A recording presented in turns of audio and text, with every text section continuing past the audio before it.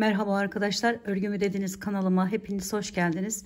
Bu videomda bu şekilde dokuma tekniği ile yapmış olduğum bu güzel çalışmanın nasıl yapıldığını sizlere anlatmak ve paylaşmak istiyorum. Umarım sever ve beğenirsiniz. Böyle zincirler çekerek hiç örgü bilmeyen, sadece zincir çekmeyi bilen arkadaşlarımın dahi yapabileceği güzel bir çalışma. Sadece paspas değil, seccadeler, yolluklar, halılar, böyle battaniyeler, çantalar yapabileceğiniz, bakın şu şekilde yaparsanız şöyle çok güzel bir çanta haline de getirebilirsiniz. Ekose görünümlü bir çalışma ile huzurlarınızdayım. İnşallah seversiniz. Başta da söylediğim gibi. Tığ olarak şöyle 4,5 milim tığ kullandım. Alize Superlana Maxi isimli ipleri kullandım. Ayrıca şöyle aynı kalınlıkta Etrofil Megastar isimli ipi de kullandım arkadaşlar. Bu renkler ve ip tercihi tamamen size ait. Dilediğiniz her türlü iplerle yapabilirsiniz. Eğer ince bir ip kullanacaksanız arkadaşlarım biraz daha sıkı yapmanız gerekebilir. Onu da söyledikten sonra hemen yapımına geçelim. Şöyle kalın halı kaydırmaz şey diye de satılıyor arkadaşlarım. Bunlar banyo paspası olarak da satılıyor. Bu şekilde bunun üzerine yapacağız. Öncelikle şu kısımlarını tamamlayacağız. Şu yerleri yapacağız. Daha sonra aralarından şu şekilde bakın ip haline getirmiş olduğum, zincir çekerek yapmış olduğum bu renkleri ip arasından geçireceğiz. Şimdi ilk başlarken hangi renkle yapacaksak, yani hangi renklerle kullanacaksak, ben şu şekilde beşer tane renkli yaptım arkadaşlar. Bakın kahve, işte krem, sarı, kahve, bu şekilde devam ettirebilirsiniz. Ayrıca şunu da söylemek istiyorum. Bunların sayılarını daha büyük yapacağınız için, yani bu küçük bir parça olduğu için ve görmeniz için ben bu şekilde yaptım. Bunu mesela 5 tane ben yaptım. Siz bunun sayısını 10'a da çıkartabilirsiniz arkadaşlar. 15'e de çıkartabilirsiniz. Yani bunda herhangi bir sıkıntı yok. Yani büyük olacağı için daha böyle iri daha büyük yerler elde edebilirsiniz. Onu da şimdi şöyle hemen başlayıp göstermek istiyorum size. Şuralardan giriş yaptım ilk yerden. Ve dediğim gibi hangisinden başlamak isterseniz şöyle alarak tutundum. Ve zincir çektim arkadaşlar. Bir şöyle rastgele çok sıkı olmayan zincirler çekiyoruz. Bunu halı kaydırmazımızın uzunluğuna göre çekiyoruz arkadaşlar. Ne uzunluktaysa o uzunlukta bu şekilde çekiyoruz. Resmen bir dokuma yapacağız arkadaşlar. Yani şu şekilde şöyle tutuyorum. Şimdi şöyle göstereyim.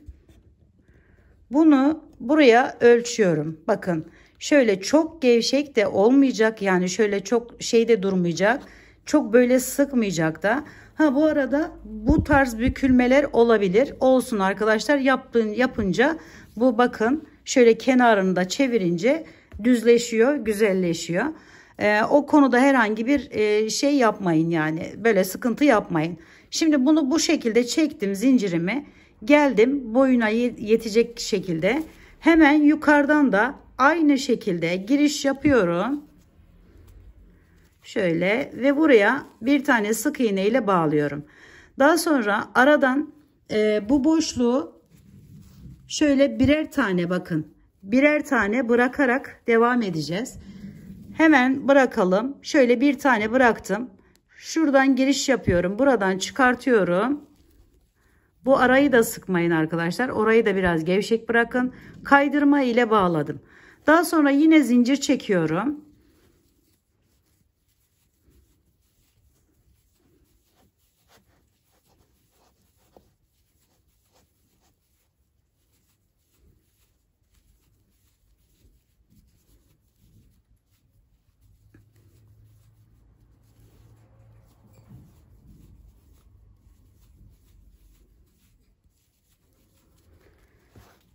Şimdi şöyle zaten biraz yaptıktan sonra kaç tane zincir çekeceğinizi de sayabilirsiniz. Şimdi buraya geldim.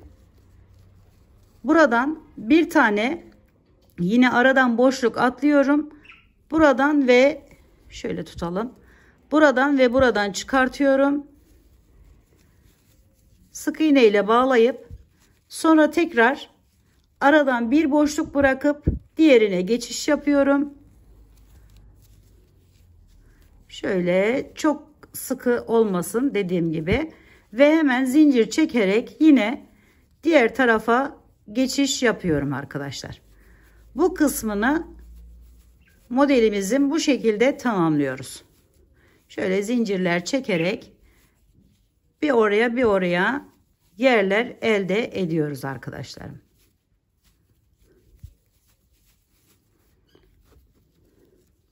Şöyle bunu da bağlayalım ki tam net kafanıza otursun.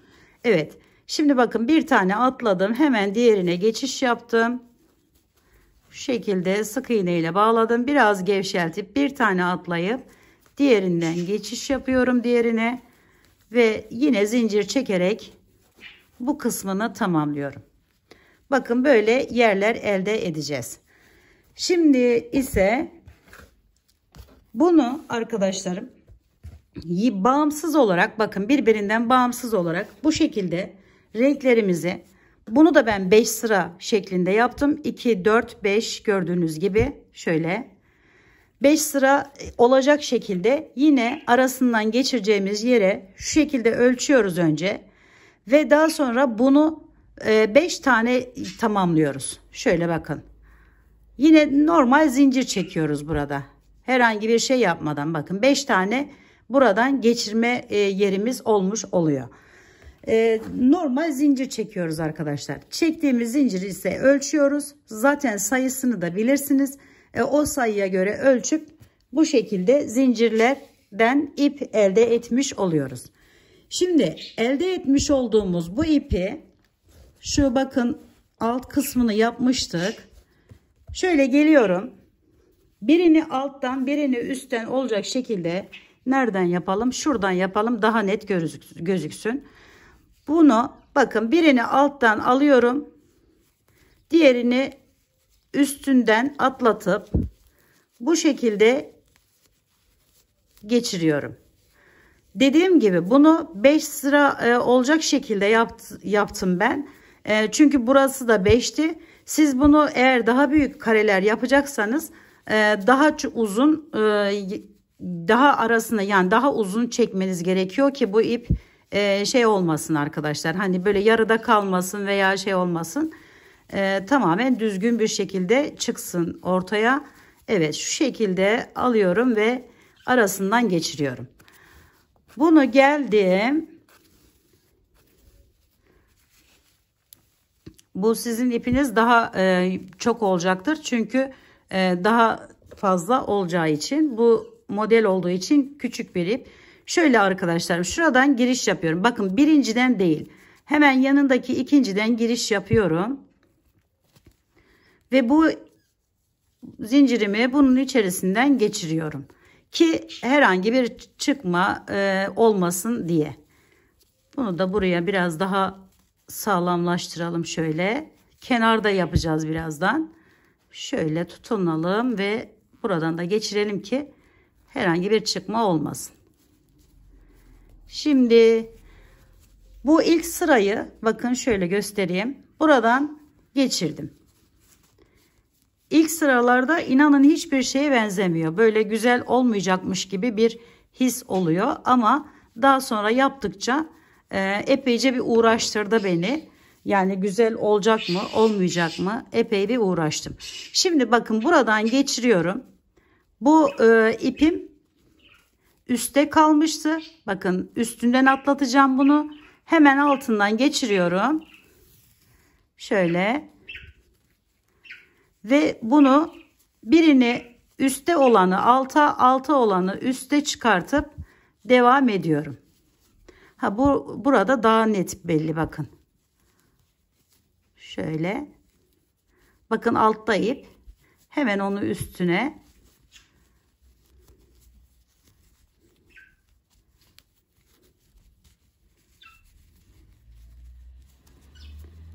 geçirerek devam ediyoruz. Şöyle çekiyoruz daha sonra.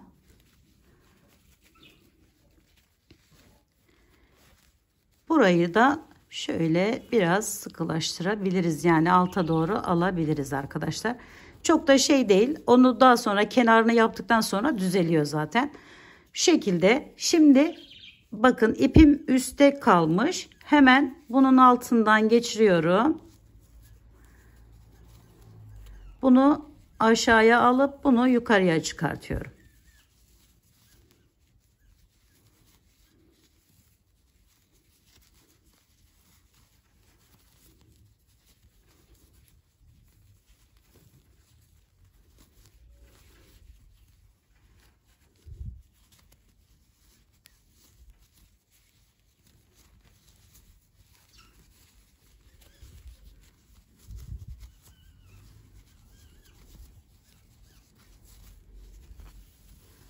Ve yine çektim.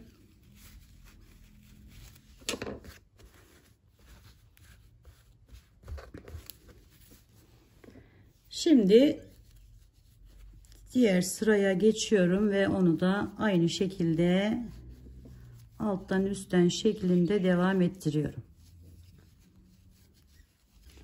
Şimdi bakın burada tamamlamış olduk bu rengimizi de. Hemen arkadan şöyle giriş yapıp bunu buradan çekiyorum. Kenar kısmına sıra geldi arkadaşlar. Daha sıkı da yapabilirsiniz. Yani böyle birleştirebilirsiniz ama böyle de kalabilir. Kenarına ise arkadaşlarım şöyle bakın burada kalmıştım zaten. Burayı şuradan anlatalım. Daha iyi olacak. Şu şekilde giriş yaptım.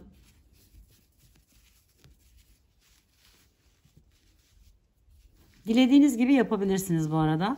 Şu şekilde bir tane bağladım önce. Sonra bir zincir çekip bir diğerine geçiş yapıyorum. Bunu da arada alıyorum arkadaşlar. Bakın araya aldım bu dönüş yerlerini. Hemen bir tane zincir çektim. Diğerini alıyorum.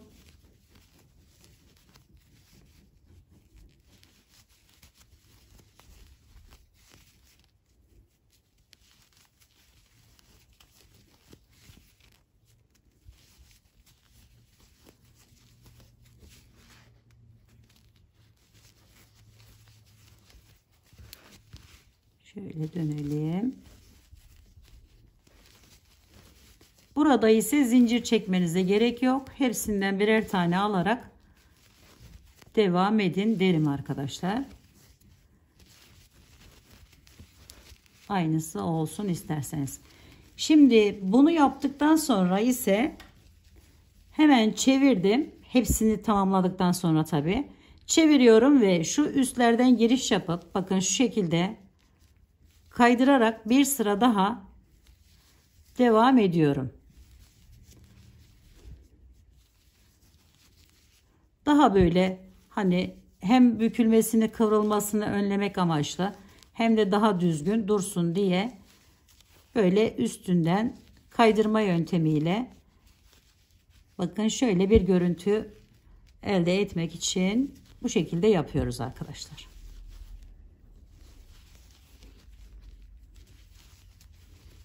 Ve bakın hem halı kaydırmamıza eklenmiş oldu. Şu araları boş. Bir şey olmaz arkadaşlar.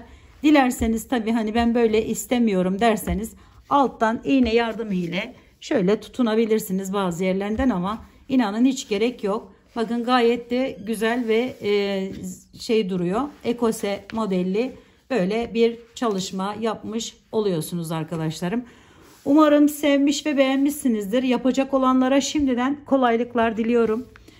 Bir dahaki modelimde, bir dahaki videomda görüşmek üzere. Hoşça kalın, sağlıkla kalın. Allah'a emanet olun arkadaşlar.